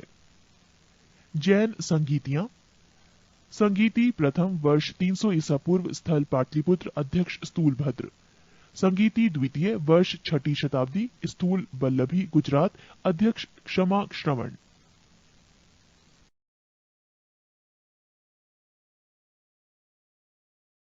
18 कुषाण। पहलव के बाद कुषाण आए, जो यूची एवं तोखरी भी कहलाते हैं। यूची नामक एक कबीला 5 कुलों में बट गया था। उन्हीं में से एक कुल के थे कुषाण। कुषाण वंश के संस्थापक कुजूल कडफिसेस था। इस वंश का सबसे प्रतापी राजा कनिष्क था। इनकी राजधानी पुरुषपुर या पेशावर थी। कुषाणों की द्वितीय राजधानी मथुरा थी। कनिष्क ने 78 ईस्वी गद्दी पर बैठने के समय में एक संवत चलाया, जो शक संवत कहलाता है, जिसे भारत सरकार द्वारा प्रयोग में लाया जाता है। बौद्ध धर्म की चौथी बौद्ध संगीति कनिष्क के शासनकाल में कुंडल वन कश्मीर में प्रसिद्ध बौद्ध विद्वान वसुमित्र की अध्यक्षता में हुई। कनिष्क बौद्ध धर्म के महायान संप्रदाय का अनुयायी था। आरंभिक कुषाण शासकों ने भारी संख्या में स्वर्ण मुद्राएं जारी की, जिनकी शुद्धता गुप्त काल की स्वर्ण मुद्राओं से उत्कृष्ट है। कनिष्क का राज्य वैद्य आयुर्वेद का विख्यात विद्वान चरक था, जिसने चरक संहिता की रचना की। महाविभाष सूत्र के रचनाकार वसुमित्र हैं। इसे ही बौद्ध धर्म का विश्वकोश कहा जाता है। कनिष्क के राजकवि अश्वघोष ने बौद्धियों का रामायण बुद्ध चरित्र की रचना की। वसुमित्र, पाशव, नागार्जुन, महाचेत और संघर्षा भी कनिष्क के दरबार की विभूति थे। भारत का आइंस्टीन नागार्जुन को कहा जाता है। इनकी पुस्तक माध्यमिक सूत्र, इस पुस्तक में नागार्जुन ने सापेक्षता का सिद्धांत प्रस्तुत किया था। कनिष्क की मृत्यु 102 ईस्वी में हो गई। कुषाण वंश का अंतिम शासक वासुदेव था। गंधार शैली एवं मथुरा शैली का विकास कनिष्क के शासनकाल में हुआ था। रेशम मार्ग पर नियंत्रण रखने वाले शासकों में सबसे प्रसिद्ध कुषाण थे। नोट: रेशम बनाने का तकनीक का आविष्कार सबसे पहले चीन में हुआ था। 19. गुप्त साम्राज्य। गुप्त साम्राज्य का उदय 3री शताब्दी के अंत में प्रयाग के निकट कौशाम्बी में हुआ। गुप्त वंश का संस्थापक श्रीगुप्त 240 से 280 ईस्वी था। श्रीगुप्त का उत्तराधिकारी घटोत्कच 280 से 220 ईस्वी में हुआ। गुप्त वंश का प्रथम महान सम्राट चंद्रगुप्त प्रथम था। ये 320 ईस्वी में गद्दी पर बैठा। इसने लिच्छवी राजकुमारी देवी से विवाह किया। इसने महाराज धीराज की उपाधि धारण की। गुप्त संवत 319 से 320 ईस्वी की शुरुआत चंद्रगुप्त प्रथम ने की। पृष्ठ 22। चंद्रगुप्त प्रथम का उत्तराधिकारी समुद्रगुप्त हुआ, जो 335 ईस्वी में राजगद्दी पर बैठा। इसने आर्यव्रत के 9 शासकों और दक्षिणाव्रत के 12 शासकों को पराजित किया। इन्हीं विजयों के कारण इसे भारत का नेपोलियन कहा जाता है। समुद्रगुप्त का दरबारी कवि हरिसेन था, जिसने इलाहाबाद प्रशस्ति लेख की रचना की। समुद्रगुप्त विष्णु का उपासक था। समुद्रगुप्त ने अश्वमेध कर्ता की उपाधि धारण की। समुद्रगुप्त संगीत प्रेमी था। ऐसा अनुमान उसके सिक्कों पर उसे वीणा वादन करते हुए दिखाया जाने से लगाया गया है। समुद्रगुप्त ने विक्रमांक की उपाधि धारण की थी। इसे कविराज भी कहा जाता था। समुद्रगुप्त का उत्तराधिकारी चंद्रगुप्त द्वितीय हुआ, जो 380 ईस्वी में राजगद्दी पर बैठा। चंद्रगुप्त द्वितीय के शासनकाल में चीनी बौद्ध यात्री फाहियान भारत आया। शकों पर विजय के उपलक्ष्य में चंद्रगुप्त द्वितीय ने चांदी के सिक्के चलाए। चंद्रगुप्त द्वितीय का उत्तराधिकारी कुमारगुप्त प्रथम या गोविंद गुप्त 415 ईस्वी से 454 ईस्वी पे हुआ। नालंदा विश्वविद्यालय की स्थापना कुमारगुप्त ने की थी। कुमारगुप्त प्रथम का उत्तराधिकारी स्कंदगुप्त 455 से 467 ईस्वी में हुआ। स्कंदगुप्त ने गिरनार पर्वत पर स्थित सुदर्शन झील का पुनरुद्धार किया। स्कंदगुप्त ने पर्णदत्त को सौराष्ट्र का गवर्नर नियुक्त किया। स्कंदगुप्त के शासनकाल में ही हुणों का आक्रमण शुरू हो गया। अंतिम गुप्त शासक भानुगुप्त था। गुप्त साम्राज्य की सबसे बड़ी प्रादेशिक इकाई देश थी, जिसके शासक को गोप्ता कहा जाता था। एक दूसरी प्रादेशिक इकाई भूक्ति थी, जिसके शासक उपरी कहलाते थे। भूक्ति के नीचे विषय नामक प्रशासनिक इकाई होती थी, जिसके प्रमुख विषयपति कहलाते थे। पुलिस विभाग का मुख्य अधिकारी दंड पाशिक कहलाता था। पुलिस विभाग के साधारण कर्मचारियों को चाट एवं भाट कहा जाता था। प्रशासन की सबसे छोटी इकाई ग्राम थी। ग्राम का प्रशासन ग्राम सभा द्वारा संचालित होता। ग्राम सभा का मुखिया ग्रामिक कहलाता था एवं अन्य सदस्य महत्तर कहलाते थे। ग्राम समूहों की छोटी इकाई को पेट कहा जाता था। गुप्त शासक कुमारगुप्त के दामोदरपुर ताम्रपुत्र में भूमि बिक्री संबंधी अधिकारियों के क्रियाकलापों का उल्लेख है। भू राजस्व कुल उत्पादन का 1/4 भाग से 1/6 भाग हुआ करता था। आर्थिक उपयोगिता के आधार पर निम्न प्रकार की भूमि थी: 1 क्षेत्र कृषि करने योग्य भूमि, 2 वास्तु वास करने योग्य भूमि, 3 चरागाह भूमि पशुओं के चारा योग्य भूमि, 4 खिल्य ऐसी भूमि जो जोतने योग्य नहीं होती थी, 5 अपृहत ऐसी भूमि जो जंगली होती थी। सिंचाई के लिए रहट या घंटी यंत्र का प्रयोग होता था। श्रेणी के प्रधान को ज्येष्ठक कहा जाता था। गुप्त काल में उज्जैन सर्वाधिक महत्वपूर्ण व्यापारिक केंद्र था। गुप्त राजाओं ने सर्वाधिक स्वर्ण मुद्राएं जारी की। इनकी स्वर्ण मुद्राओं को अभिलेखों में दीनार कहा गया है।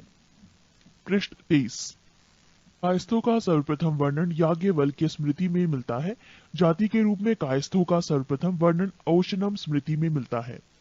विंध्य जंगल में शबर जाति के लोग अपने देवताओं को मनुष्य का मांस चढ़ाते थे। पहली बार किसी के सती होने का प्रमाण 510 ईस्वी के भानुगुप्त के एरण अभिलेख से मिलता है, जिसमें किसी भोजराज की मृत्यु पर उसकी पत्नी के सती होने का उल्लेख है। गुप्त काल में वैश्यवृत्ति करने वाली महिलाओं को गढ़िका कहा जाता था। वृद्ध वैश्याओं को कुटनी कहा जाता था। गुप्त सम्राट वैष्णव धर्म के अनुयायी थे तथा उन्होंने इसे राजधर्म बनाया था। विष्णु का वाहन गरुण गुप्तों का राज चिन्ह था। गुप्त काल में वैष्णव धर्म संबंधी सबसे महत्वपूर्ण अवशेष देवगढ़ झांसी का दशावतार मंदिर है। अजंता में निर्मित कुल 29 गुफाओं में वर्तमान में केवल 6 ही शेष हैं, जिनमें गुफा संख्या 16 एवं 17 ही गुप्तकालीन है। इसमें गुफा संख्या 16 में उत्कीर्ण मरणासन राजकुमारी का चित्र प्रशंसनीय है। गुफा संख्या 17 के चित्र का चित्रशाला कहा गया है। इस चित्रशाला में बुद्ध के जन्म, जीवन, महाभिनिष्क्रमण एवं महापरिनिर्वाण की घटनाओं से संबंधित चित्र उद्धृत किए गए हैं। अजंता की गुफाएं बौद्ध धर्म की महायान शाखा से संबंधित है।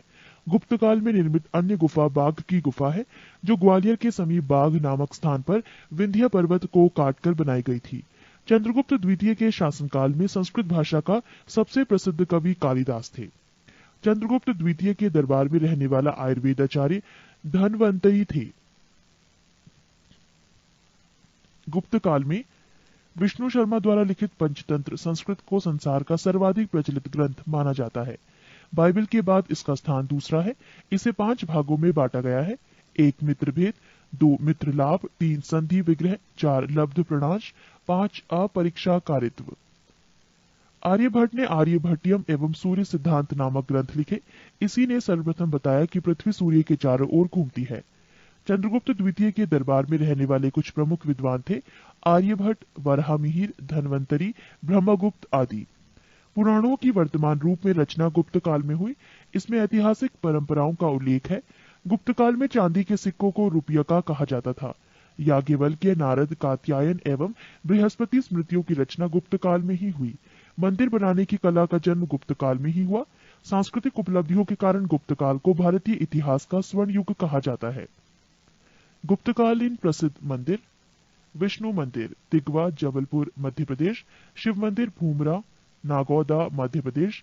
पार्वती मंदिर, नैना कुठार, मध्य प्रदेश। दशावतार मंदिर, देवगढ़, झांसी, उत्तर प्रदेश। शिव मंदिर, खो, नागौद, मध्य प्रदेश। भीतर गांव मंदिर यानी लक्ष्मण मंदिर, ईंटों द्वारा निर्मित, भीतर गांव, कानपुर, उत्तर प्रदेश। 14. मौर्य साम्राज्य। मौर्य वंश का संस्थापक चंद्रगुप्त मौर्य था। चंद्रगुप्त मौर्य का जन्म 345 ईसा पूर्व में हुआ था। घनानंद को हराने में चाणक्य ने चंद्रगुप्त मौर्य की मदद की थी, जो बाद में चंद्रगुप्त का प्रधानमंत्री बना। चाणक्य कौटिल्य या विष्णुगुप्त द्वारा लिखित पुस्तक है, अर्थशास्त्र है, जिसका संबंध राजनीति से है। चंद्रगुप्त मगध की राजगद्दी पर 322 ईसा पूर्व में बैठा। चंद्रगुप्त जैन धर्म का अनुयायी था। चंद्रगुप्त ने अपना अंतिम समय कर्नाटक के श्रवणबेलगोला नामक स्थान पर बिताया।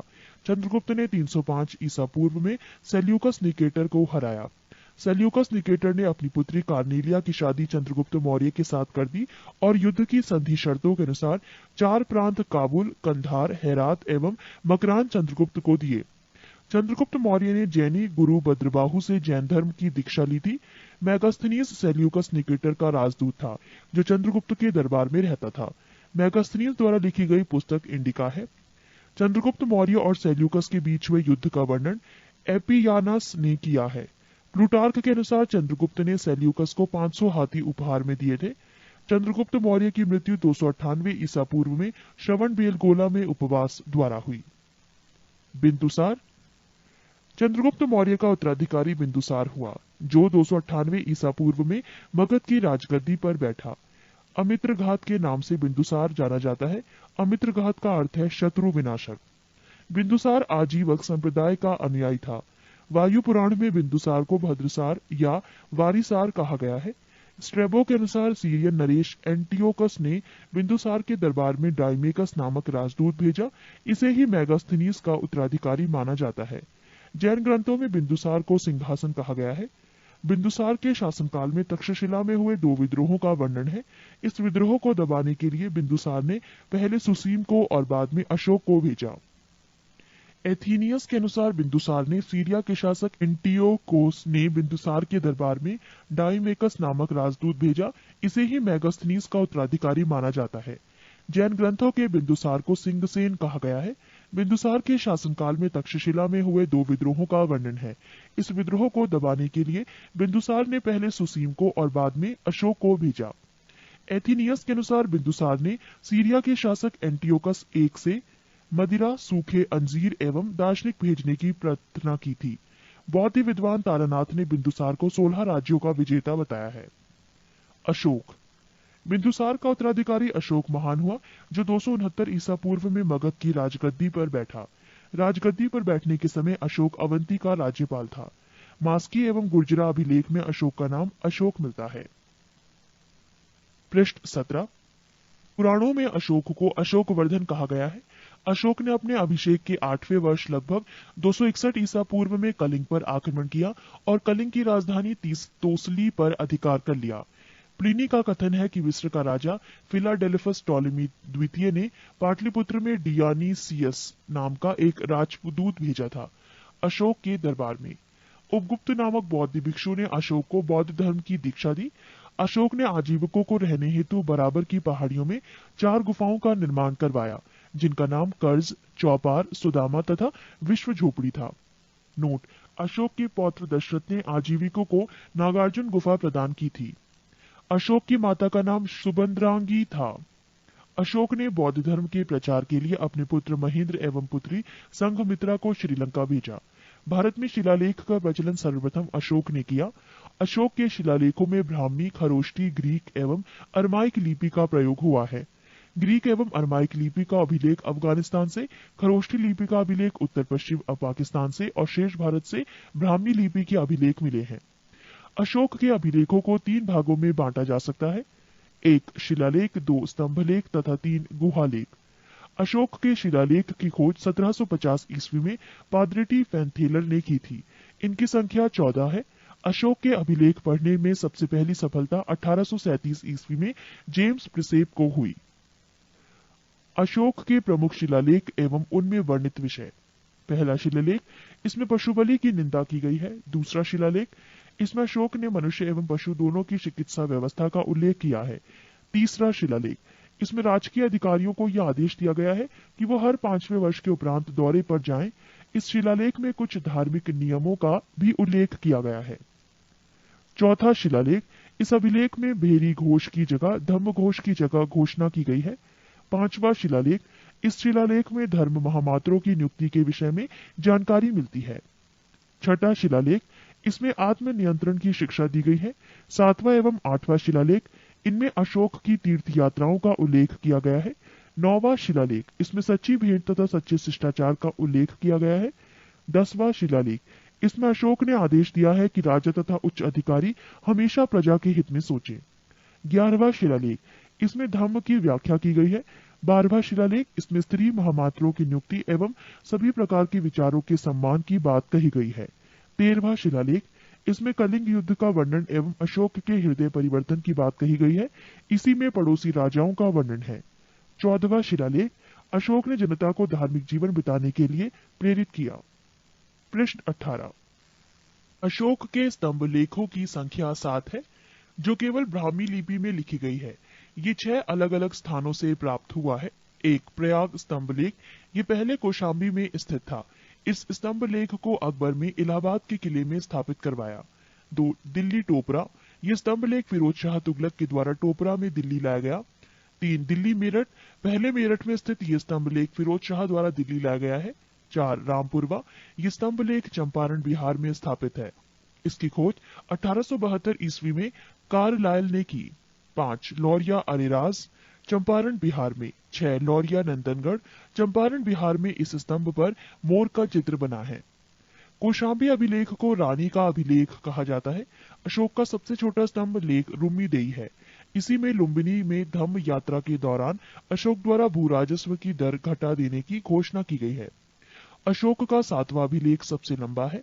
प्रथम पृथक शिलालेख में ये घोषणा है कि सभी मनुष्य मेरे बच्चे हैं। अशोक का शार ए कुना कंदहार अभिलेख ग्रीक एवं आर्मेयिक भाषाओं में प्राप्त हुआ है। साम्राज्य में मुख्यमंत्री एवं पुरोहित की नियुक्ति के पूर्व इनके चरित्र को काफी जांचा परखा जाता था। इसे उपधा परीक्षण कहा जाता था। सम्राट की सहायता के लिए एक मंत्री परिषद होती थी, जिसमें सदस्यों की संख्या 12, 16 या 20 हुआ करती थी। अर्थशास्त्र में शीर्षस्थ अधिकारियों के रूप में तीर्थ का उल्लेख मिलता है, जिसे महामात्र भी कहा जाता था। इसकी संख्या 18 थी। अर्थशास्त्र में चर जासूस को कहा जाता था। मौर्य प्रांत और राजधानी: उत्तरापथ तक्षशिला, अवंती राष्ट्र उज्जैनी, कलिंग तोसली, दक्षिणापथ सुवर्णागिरी, प्राशी पूर्वी प्रांत पाटलिपुत्र। अशोक के समय मौर्य साम्राज्य में प्रांतों की संख्या 5 थी। प्रांतों को चक्र कहा जाता था। प्रांतों के प्रशासक कुमार या आर्यपुत्र या राष्ट्रिक कहलाते थे। प्रांतों का विभाजन विषय में किया गया था, जो विषयपति के अधीन होते थे। प्रशासन की सबसे छोटी इकाई ग्राम थी, जिसका मुखिया ग्रामीक कहलाता था। प्रशासकों में सबसे छोटा गोप था, जो 10 ग्रामों का शासन संभालता था। मेगास्थनीज के अनुसार नगर का प्रशासन 30 सदस्यों का एक मंडल करता था, जो 6 समितियों में विभाजित था। प्रत्येक समिति में 5 सदस्य होते थे। अर्थशास्त्र में वर्णित तीर्थ: 1 मंत्री प्रधानमंत्री, 2 पुरोहित धर्म एवं दान विभाग का प्रधान, 3 सेनापति सैन्य विभाग का प्रधान, 4 युवराज राजपुत्र, 5 द्यौवारिक राजकीय द्वार रक्षक, 6 अंतर्वैदिक अंतःपुर का अध्यक्ष, 7 समाहर्ता आर्य का संग्रहकर्ता, 8 सन्निधाता राजकीय कोष का अध्यक्ष, 9 प्रशास्ता कारगर का अध्यक्ष, 10 प्रदेष्ट्री कमिश्नर, 11 पौर नगर का कोतवाल, 12 व्यवहारिक प्रमुख न्यायाधीश, 13 नायक नगर रक्षा का अध्यक्ष, 14 कर्मांतिक उद्योगों एवं कारखानों का अध्यक्ष, 15 मंत्री परिषद अध्यक्ष, 16 दंडपाल सेना का सामान एकत्र करने वाला, 17 दुर्गपाल दुर्ग रक्षक, 18 अंतपाल सीमावर्ती दुर्ग का रक्षक। पृष्ठ 19। बिक्री कर के रूप में मूल्य का 10वां भाग वसूला जाता था। इसे बचाने वालों को मृत्युदंड दिया जाता था। मेगास्थनीज के अनुसार एग्रीनो मोई मार्ग निर्माण अधिकारी था। जस्टिन के अनुसार चंद्रगुप्त मौर्य की सेना में लगभग 50,000 अश्वारोही सैनिक, 9,000 हाथी एवं 8,000 रथ थे।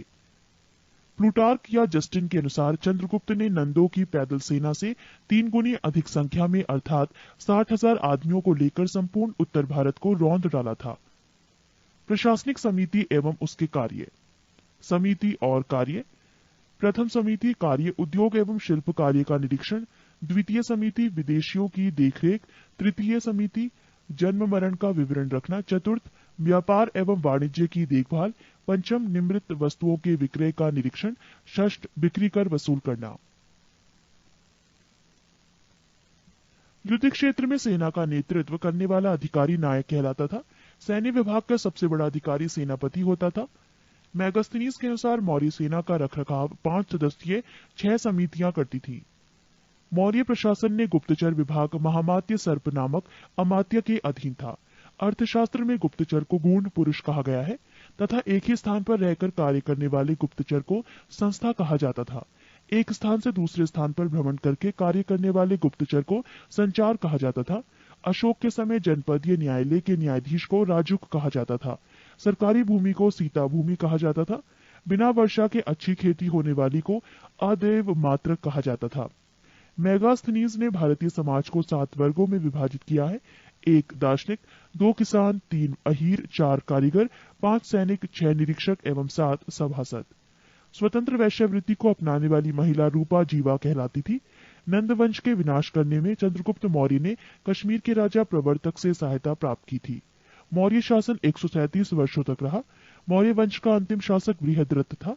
इसकी हत्या इसके सेनापति पुष्यमित्र शुंग ने 185 ईसा पूर्व में कर दी और मगध पर शुंग वंश की नींव डाली। 15 ब्राह्मण साम्राज्य। पुष्यमित्र शुंग, जिसने मगध पर शुंग वंश की नींव डाली, ब्राह्मण जाति का था। शुंग शासकों ने अपनी राजधानी विदिशा में स्थापित की। इंडो यूनानी शासक मिनांडर को पुष्यमित्र शुंग ने पराजित किया। पुष्यमित्र शुंग ने 2 बार अश्वमेध यज्ञ किया। इनके लिए पतंजलि ने अश्वमेध यज्ञ कराए। भरहुत स्तूप का निर्माण पुष्यमित्र शुंग ने करवाया। शुंग वंश का अंतिम शासक देवभूति था। इसकी हत्या 73 ईसा पूर्व में वासुदेव ने कर दी और मगध की गद्दी पर कण्व वंश की स्थापना की। कण्व वंश का अंतिम राजा सुशर्मा हुआ। शिमुक ने 60 ईसा पूर्व में सुशर्मा की हत्या कर दी और सातवाहन वंश की स्थापना की। सातवाहन आंध्र वंश शासकों ने अपनी राजधानी प्रतिष्ठान में स्थापना की। प्रतिष्ठान आंध्र प्रदेश के औरंगाबाद जिले में है। पृष्ठ 20। सातवाहन वंश के प्रमुख शासक थे सिमुक, शातकर्णी, गौतमीपुत्र शातकर्णी, वशिष्ठिपुत्र पल्लूमावी तथा यज्ञश्री शातकर्णी। शातकर्णी ने 2 अश्वमेध तथा 1 राजसूय यज्ञ किया। सातवाहन शासकों के समय के प्रसिद्ध साहित्यकार हाल एवं गुणाढ़ थे। हाल ने गाथा सप्तशतक तथा गुणाढ़ ने बृहत कथा नामक पुस्तकों की रचना की। सातवाहन शासकों ने चांदी, तांबे, सीसा, पोटीन और कांसे की मुद्राओं का प्रचलन किया। ब्राह्मणों को भूमि अनुदान देने की प्रथा का आरंभ सातवाहन शासकों ने ही सर्वप्रथम किया। सातवाहनों की भाषा प्राकृत एवं लिपि ब्राह्मी थी। सातवाहनों का समाज मात्र सत्तात्मक था। सातवाहनों की महत्वपूर्ण स्थापत्य कृतियां हैं कार्ले का चैत्य, अजंता एवं एलोरा की गुफाओं का निर्माण एवं अमरावती कला का विकास। शातकर्णी एवं अन्य सभी सातवाहन शासक दक्षिणा पथ के स्वामी कहे जाते थे। 16. भारत के यवन राज्य। भारत पर आक्रमण करने वाले विदेशी आक्रमणकारियों का क्रम है हिंद यूनानी, शक, पहलव और कुषाण। सेल्यूकस के द्वारा स्थापित पश्चिमी तथा मध्य एशिया के विशाल साम्राज्य को इसके उत्तराधिकारी एंटिओकस प्रथम ने अक्षुण्ण बनाए रखा। एंटिओकस द्वितीय के शासनकाल में विद्रोह के फलस्वरूप उसके अनेक प्रांत स्वतंत्र हो गए। बैक्ट्रिया के विद्रोह का नेतृत्व डियोडोटस प्रथम ने किया था। बैक्ट्रिया पर डियोडोटस प्रथम के साथ इन राजाओं ने क्रमशः शासन किया। डियोडोटस द्वितीय, यूथिडेमस, डेमेट्रियस प्रथम के साथ इन राजाओं ने क्रमशः शासन किया। डियोडोटस द्वितीय, यूथिडेमस, डेमेट्रियस, मेनेंडर, यूक्रेटाइटस, एंटीआलकीडस तथा हर्मिक्स। भारत पर सबसे पहले आक्रमण बैक्ट्रिया के शासन डेमेट्रियस ने किया।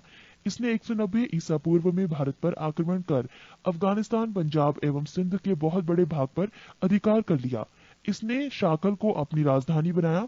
इसे ही हिंद यूनानी या बैक्ट्रियाई यूनानी कहा गया।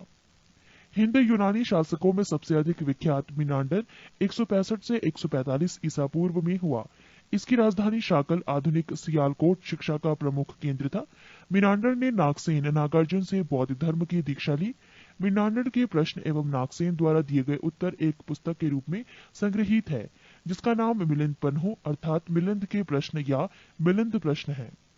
हिंदी यूनानी भारत के पहले शासक हुए जिनकी जारी किए गए सिक्कों के बारे में निश्चित रूप से कहा जा सकता है कि सिक्के किन किन राजाओं के हैं। भारत में सबसे पहले हिंदू यूनानियों ने ही सोने के सिक्के जारी किए। हिंदू यूनानी शासकों ने भारत के पश्चिमोत्तर सीमा प्रांत में यूनान की प्राचीन कला चलाई जिसे हेलेनिस्टिक आर्ट कहते हैं। भारत में गंधार कला इसका उत्तम उदाहरण है। 17. शक। यूनानियों के बाद शक आए।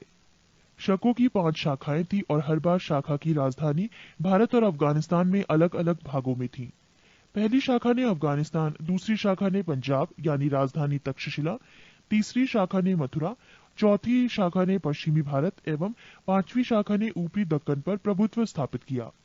शक मूलतः मध्य एशिया के निवासी थे और चरागाह की खोज में भारत आए। 58 ईस्वी पूर्व में उज्जैन के एक स्थानीय राजा ने शकों को पराजित करके बाहर खदेड़ दिया और विक्रमादित्य की उपाधि धारण की। पृष्ठ 21। शकों पर विजय के उपलक्ष्य में 57 ईसा पूर्व से एक नया संवत विक्रम संवत के नाम से प्रारंभ हुआ। उसी समय से विक्रमादित्य एक लोकप्रिय उपाधि बन गई जिसकी संख्या भारतीय इतिहास में 14 तक पहुंच गई। गुप्त सम्राट चंद्रगुप्त द्वितीय सबसे अधिक विख्यात विक्रमादित्य था। शकों की अन्य शाखाओं की तुलना में दक्षिण भारत में प्रभुत्व स्थापित करने वाली शाखा ने सबसे लंबे अरसे तक शासन किया, लगभग 4 शताब्दी तक। गुजरात में चल रहे समुद्री व्यापार से ये शाखा काफी लाभान्वित हुई और भारी संख्या में चांदी के सिक्के जारी किए। शकों का सबसे प्रतापी शासक रुद्रदामन प्रथम था जिसका शासन 130 से 150 ईस्वी गुजरात के बड़े भाग पर था। इसने काठियावाड़ को अर्धशुष्क सुदर्शन झील मौर्य द्वारा निर्मित का जीर्णोद्वार किया। रुद्रदामन संस्कृत का बड़ा प्रेमी था। उसने ही सबसे बड़े विशुद्ध संस्कृत भाषा में लंबा अभिलेख गिरनार अभिलेख जारी किया। इसके पहले के सभी अभिलेख प्राकृत भाषा में रचित थे। भारत में शक राजा अपने को क्षत्रप कहते थे।